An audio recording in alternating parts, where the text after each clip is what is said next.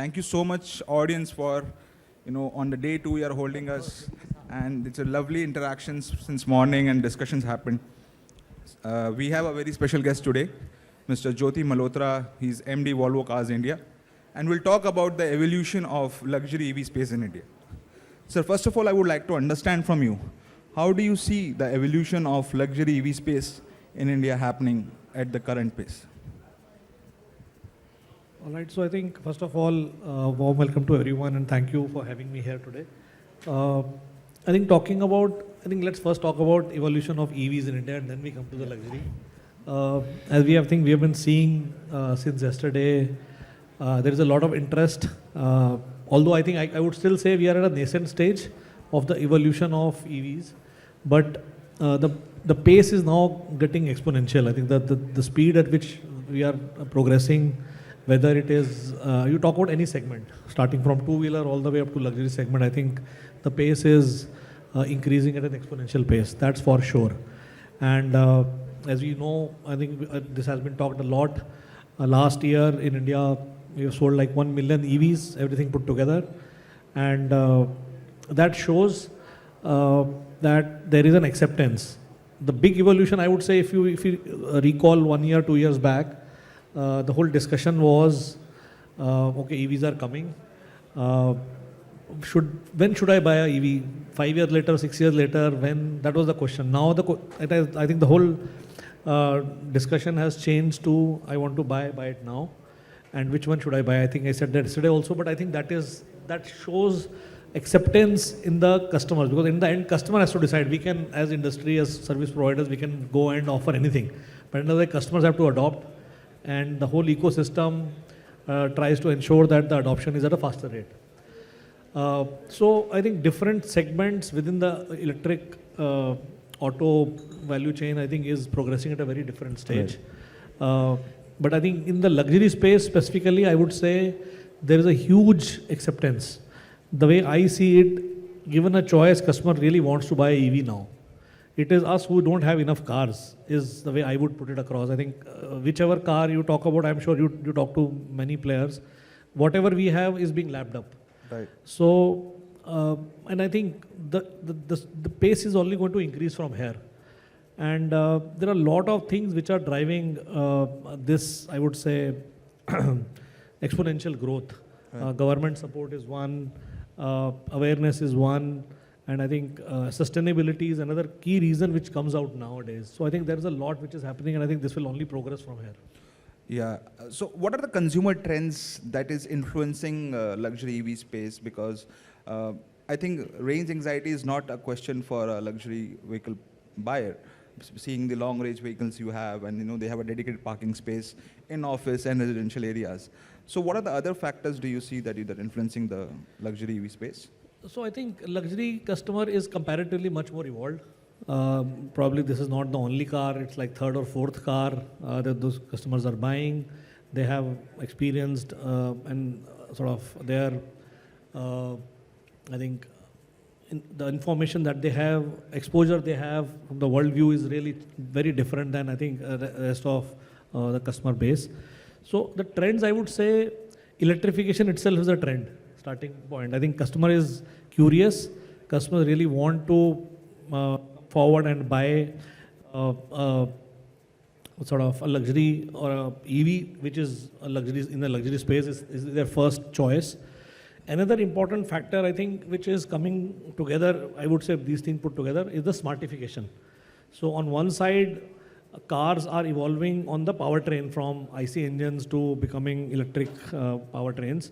On the other side, cars are parallelly also becoming smarter. So we are all now used to smartphones and smart houses and smart devices. Why not cars? And I think that is happening in cars now. And actually, it's a matter of chance. I think both these things are evolving together. So when a car comes with lot of smart features, connected cars with the EV as a powertrain, puts together makes a very strong proposition for the customers who come forward and buy. So that is, I think, another thing which is coming together. Then, as I said, sustainability is equally important, especially the younger audience, younger prospect within the family. Even if they are not buying, they are influencers, and between given a choice, they understand what is happening with respect to the climate change. They want to go forward and buy a brand which is responsible, a product which is more responsible. And I think third, very, very important factor in my mind is, since post-COVID, customers have become more self-indulgent. I think especially, I think this theme, sometimes people call it as premiumization. Within the given choices, customers want to buy the top end, and that's very clear. People talk about YOLO effect. You only live once. Whatever you want to buy now. People want to come forward and buy these cars. And I think that is one of the reasons in my mind that if you see in auto industry, we are now talking about a shift also towards SUVs. Right. And that's evident. So I think if you put all these things together, if you have a good electric SUV, which is smart, we have our XC40 Recharger, which sort of ticks all the boxes. I think customers are just lapping it up. So I think these are the trends which are driving demand, and I think customers are very much supporting. Yeah, but do you think who the first-time buyers who are entering the luxury space are really want to latch on to the EV technology because this is the first brand they want to associate with, and there are a lot of confidence is low because of the anxiety, not because of the daily city commuting, but from the highway point of view, long travel distance point of view. So how Volvo is working on that side? I think we must first thank our minister. He was here yesterday. He spoke about setting up so many highways and they will be electrified. We heard, and he promised that within 1 year you will have these. And this is not the first time he's saying. So, and he's I think he's a man of word, and I'm sure that will happen. But anyway, I think from an anxiety perspective, for a luxury car, this car, for example, and most other car in our range, if the car has a range of more than 400 kilometers, right? Within the city, you are sorted. You drive. I live in Delhi. I work in Gurgaon. I do like 60 kilometers in a day. Even if I charge once in a week, it should take me wherever I want to go. And every night I have an opportunity to charge. While I'm in office for 7-8 hours, I have an opportunity to charge. So I think with the 400 kilometers, that is not the case. What customers today are asking us, because as I said, these are the evolved customers. They are saying, okay, I buy a electric car. It gives a fantastic range. The cost per kilometer seems to be very low. But what about battery? After 6-7 years, what happens to that? Suddenly I will have to buy a new battery, or what will happen to my car? And I think that is the question which an evolved customer is asking. And what will be the resale value of my car? So I think as automakers, we have to sort of really take this into account, and our proposition has to really address that. Another thing people ask, this is a new technology. And they say, okay, even if I buy, I'm ready to pay a little premium. It's a new technology. It's a smarter car. Fine. I'm ready to pay a little more. But what will happen? What is the service cost really is going to be?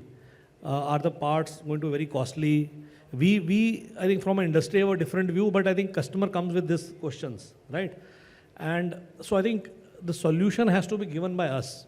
I think all of us put together. So we offer a car today. When we offer, it is bundled. The service package is sort of bundled into it, so you don't have to worry. So that sort of ensures that customer is able to cross that line and says, okay, that is the case. Let me move forward. Battery, I think we offer a 7-year warranty. So no question asked. Anything happens in between, you can just simply replace the car. So replace the battery. So I think these are the anxieties which are very comparatively easier to answer, and then customers are therefore progressing to the next steps. Yeah, I want to ask one last question before I open the question answer for the audience.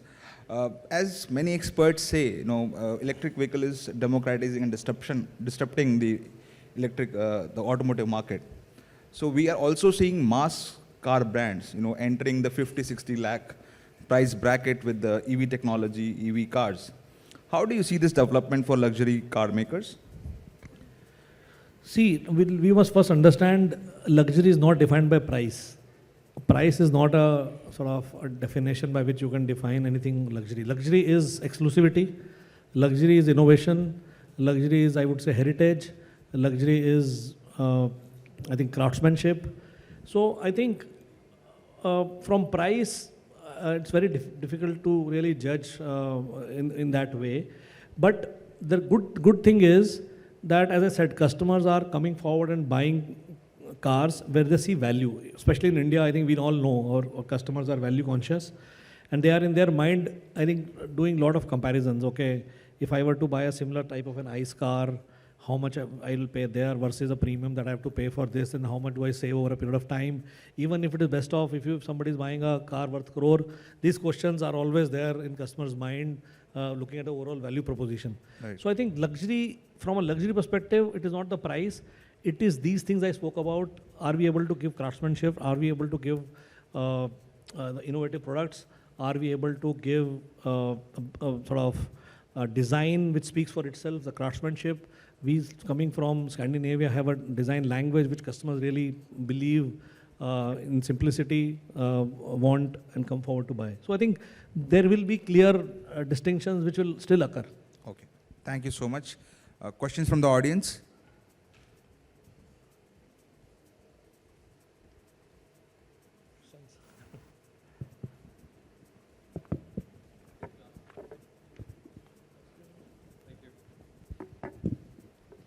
Yeah, hi sir, my name is Saurabh. First of all, wonderful car. I'm really privileged to see this car. एक simple सी भाषा में खुल जा SIM. Thank you. Being in advocating the green mobility, I have observing a question and recently you touched on this point, the residual value of the car or the resale value of the product, which is still a question which is need to be answered by the industry. But what's the Volvo is thinking about in this direction? The first question. The second, will the customer benefit by giving the battery back to you and getting a higher residual value from yourself itself? That's the question number one. The second one, of course, it's a luxury car, so nobody talks about the financings and all the stuffs. But what more or less is the benefit to their ride? So what is the proposition of Volvo in terms of features like journey navigation, journey risk management and all? So these are the two questions to you. Okay, so a lot of questions bundled in one. So I think from an RV value, residual value, I think it's an early stage. See, nobody really knows where we are going. As I said, I think the important thing is what we have seen in luxury space, people are changing cars roughly 3 years, right? And then sort of it goes as a used car and then go to the next person. So two things become important. Whenever we buy a car today, what we see is कि insurance कितनी बाकी है, how much is sort of what is the life left of the car and things like that. Nowadays in Delhi we also look back कि वो उसकी registration कब तक valid है. So all these things do matter, right? So I think in that space, so if we, as I said, we are offering a 7-year warranty for first car change. I think that will be, somebody knows that okay, 4-year warranty is pending. I think that will take care of the residual value. So I think that's very simple to answer. I think customers really understand this and they don't have a sort of anxiety around this part of the equation. Coming to financing, financing is, I think, now all the banks, we have tied up with so many banks.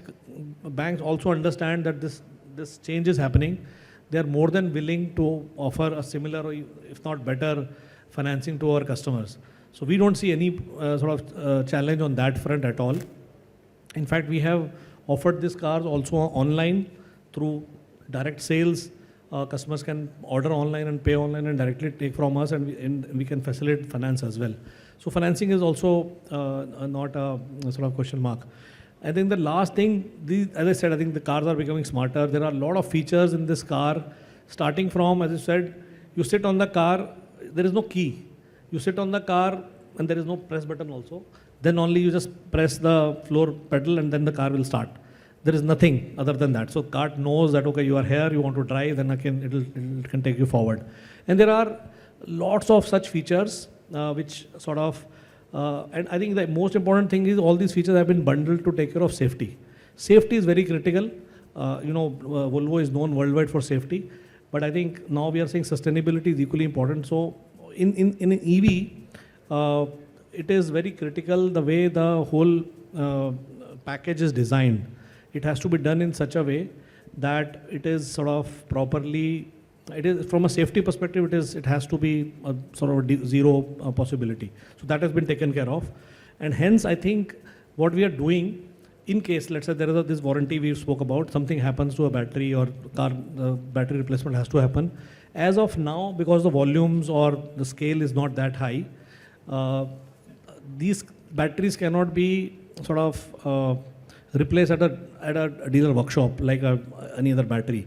So we have a battery banks in different parts of the world.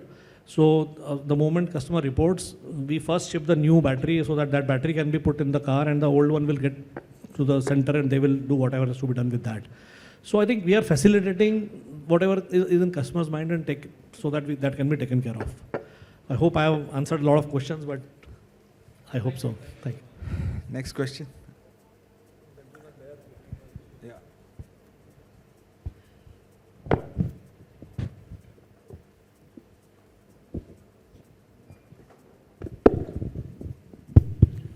Yes, hi, good evening. This is Munish Handa here.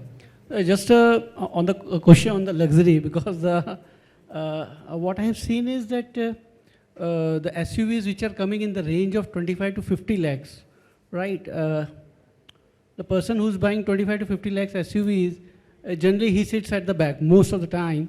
So at the recline angle, generally what I've seen, the recline angle is not that comfortable, which should be like a sedan. So I mean, do I personally drive city? So if I see a recline angle to many SUVs of a higher value, maybe a Jeep or maybe other, but recline of the sedan is always better than the recline of a high value SUV also. So why the high value SUVs are missing on that particular parameter? I mean, just a thought came to my mind on the luxury side. So that's why I thought of, so let's go for sedan, not for SUV. So See, I give it to... End of the day, as I said earlier, customer is the king. You decide, you have the options. You want to buy an SUV or you want to buy a sedan. Different cars give different propositions, and I think each customer decides what is best suited for one. But I think in the end, I think just The recline angle I was talking basically, yeah. Recline angle is fine, but I think in the end the seats are designed to take care of long distances. SUVs have to go into different terrains. They are not meant for only city drive, and I think the whole design is done with that in mind. And I think also keeping safety in mind. So it's so many things. But in the end, I think if you are comfortable driving a sedan, that's the fantastic thing. Thank you. Any more questions? Yes. Do we have time? Hello. Maybe one last question. Can I take the last question? Yeah, hello, sir. This is Arunagiri here from Atlas Copco. On another event, when we were interacting with another luxury maker, we were told the age segment of the buyer post-pandemic is getting lower, like the smaller age group people are procuring such cars, driven from the environment perspective. And post-pandemic, people wanted to also have more luxurious life as quick as possible, something like that. So do you see that trend coming up, and then is it going to benefit the penetration of EVs in this segment more? Yeah, I think the trend I spoke about earlier, I think customers have become more self-indulgent. Customers really want, and younger customers are coming forward as compared to, I think as the economy grows, as more customers sort of cross the line and become high net worth individuals, they will go there. But I think another trend which is very important for all us to see is that if you go and see the used luxury space, the younger customers are lapping those cars. They are the ones. So that's the entry point now. So many customers, rather than buying a new premium car or a new any other brand, would rather want to buy a a luxury brand to be seen in, and that sort of gives them a status and whatever. So that is, I think, something which is already being seen. Then what happens is once you are used to this, you always want to upgrade. You always want to get into the next thing. And I think if you put these things two together, and on the other side, the EVs are evolving. So customers who have already bought a used luxury car, maybe in ICE today, because those are the only ones which are available. Next time, this customer will come back and buy a EV. So you put these things together, I think that will lead to growth for sure. Yeah, thanks. Thank you so much. And I believe we are up in the time. Thank you, gentlemen, for conducting that Thank for you us. so much. Thank you, sir, for being on stage, for giving those valuable insights. Thank you so much, everyone. Please put your hands together for Ms. Jyoti Malhotra, MD, Volvo Car India.